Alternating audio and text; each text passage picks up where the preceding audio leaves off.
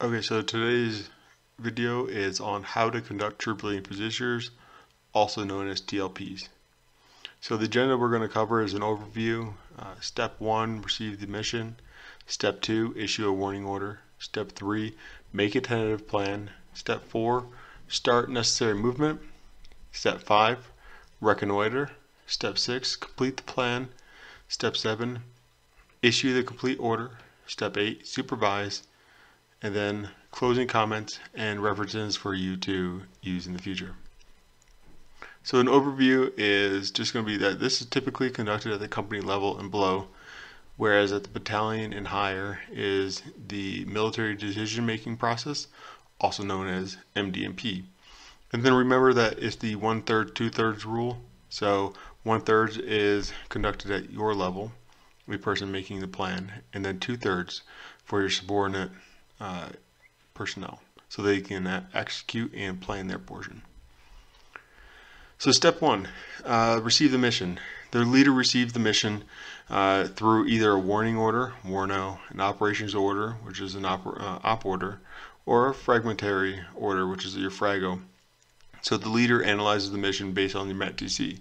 MET-TC is your mission, enemy, terrain, troops, time, and civil considerations. So when looking at mission, it's like, what is the mission? Clearly stated in the op order from higher. Enemy, who is the enemy? Also clearly stated in the op order. Terrain, how will the terrain and weather affect the mission? This is definitely key to know, and this is stated in your higher for the overall area of operation, but you need to understand your area of operation that you'll be conducting your mission in. Troops, what are the troops available? Is obviously going to be your organic troops, but what you need to consider is any attachments that you may have assigned to you. Time, how much time is available, and what time requirements have to be met. Is there an H hour? Is there a time that you must hit your mission, complete your mission by? That will allow you the time to backwards plan. And then civil considerations. What civil considerations affect the mission? What kind of civilians, or are there hospitals or any other things that you need to make sure that you don't affect in the area? So step 2, issue a warning order. The leader issues the initial instructions to subordinate elements through a warno. This contains enough information for them to begin the process for the mission. All right, so it's just pretty much the 5 W's. There's no real prescribed warning format.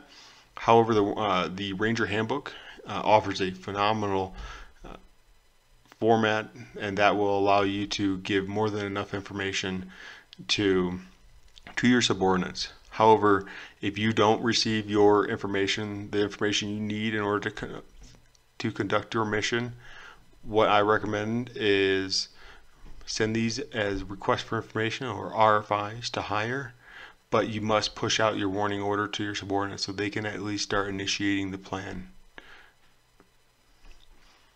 Step 3 is make a tentative plan. So the leader creates a tentative plan based off of the mission analysis, the general situational analysis, and also the course of action and analysis of the COA, the comparisons of the COA and tentative plan decision. These are coming from the MDMP process, but they are necessary in order to understand that there are multiple options in your plan. Nothing is in concrete, because you still have to do your recon in order to confirm your plan.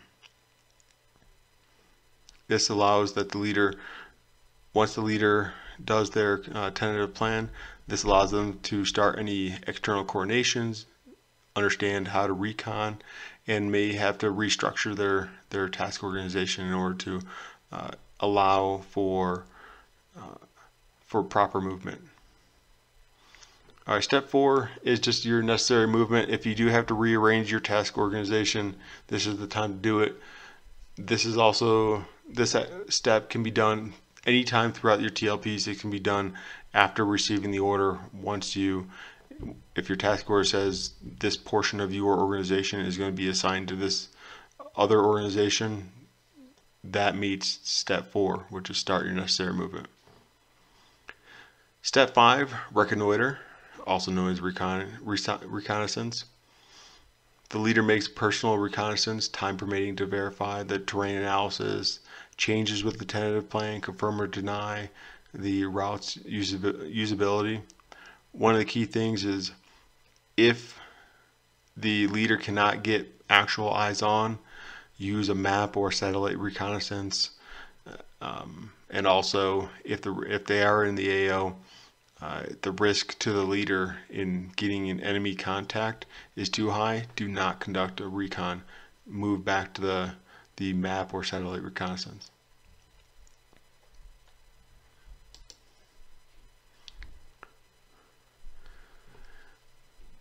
Step 6, complete the plan. Once the leader completes the reconnaissance and analyzes his tentative plan, he then confirms his plan and ensures that it's nested with the commander's mission and intent, and he's able to push it out to lower.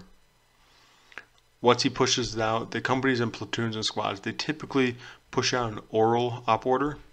However, it is strongly recommended that you get into a practice of doing both a written and an oral to ensure that there's no gray area when it comes to your intent. So leaders need to ensure at a minimum that the subordinates understand the mission, the commander's intent, the concept of the operation, and their respective assigned tasks. Once they issue the op order, the commander or whomever pushes out the op order should receive a confirmation brief from the subordinates to ensure that the commander knows that the subordinate individuals or unit understands the mission, intent, task, and purpose assigned to them by the commander. Then, once the subordinate units are receive their mission, they begin to prepare for their mission through rehearsals and inspections. Rehearsals can be done through battle drills for the mission, actions on the objective, actions on contact with enemy forces, and even loading or unloading vehicles or aircraft based on the mission requirements. And then final inspections of your weapons and ammunitions to include all your sensitive items, mission essential equipment, camouflage, and key to this is the soldier's understanding of the mission and their respective responsibility throughout the mission. Alright, so this is just a quick overlaps of the troop leading procedures. This is the foundation of planning and preparation for a mission. All leaders and soldiers should become familiar with this process and try to incorporate the TLPs in all aspects of planning and training to include ranges and other forms of training in the military. If you have any questions or need any references, here are the references, primarily Ranger Handbook. Like I said earlier, great read. The operations process for both ADP 5.0 and ADRP 5.0, and also the Army Study Guide for those NCOs going to the board. Alright, thank you very much from KG Videos.